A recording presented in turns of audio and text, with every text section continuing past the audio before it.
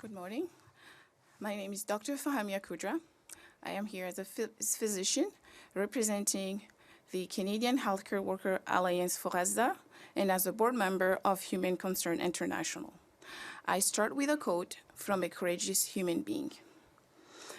And if I go, who treats my patients? You think I went to medical school for 14 years so I can only think about my life and not my patients? This is not the reason I went to medical school and became a doctor. These were the last words of Dr. Hammam conveyed before he was killed by an Israeli airstrike near Al-Shifa Hospital on November 11, 2023. This is how thousands of Canadian physicians feel. We took an oath to save lives. Our main concern today is about saving the lives of many innocent civilians, casualties in both sides of this conflict.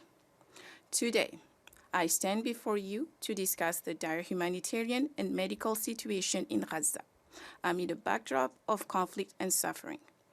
A 4-day humanitarian truce is a temporary pause in a devastating conflict that requires a permanent and continuous ceasefire to truly save lives in Gaza, West Bank, and in Israel.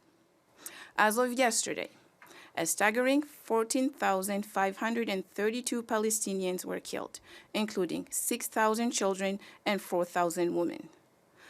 Over 35,000 injured and at least 6,800 missing. Each hour, Gaza witnesses 15 killed by bombardment and the destruction of 12 buildings. These are not just numbers. 1.7 million are internally displaced. Winter is coming, and there is no sanitation or water. Respiratory disease and gastroenteritis outbreaks, vaccine-preventable disease are rising, no access to IV fluid or anesthesia. People are dying from starvation and dehydration. A 4-day pause is not even enough to retrieve bodies from the rubble. Without a ceasefire, mass casualties will exponentially increase without the desperately needed supplies and the devastated infrastructure. Our current aid delivery situation is critical at the Rafah border. Over 400 aid trucks are waiting at the border, constrained by restrictions excluding fuel, essential for operating the hospitals, medical centers, and sanitation facilities. Amid this chaos, our humanitarian workers striving to deliver aid over the last 14 days face immense challenges, such as the trauma of personal loss, with many having lost family members and colleagues. So, two small hospitals in the north of Gaza, one in the city of Gaza and another in Beit Lahia, are estimated to be partially operational and admit patients. The remaining 22 are out of service.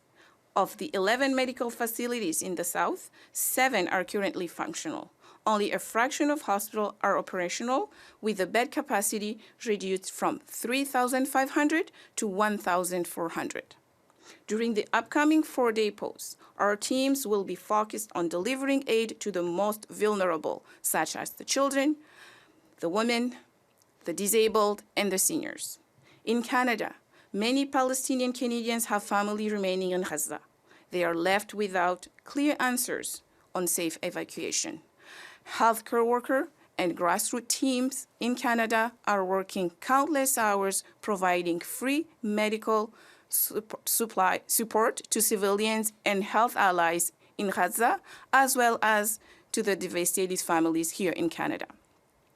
HCI and the Canadian Health Care Work Alliance for Gaza are calling for a decisive action from the government.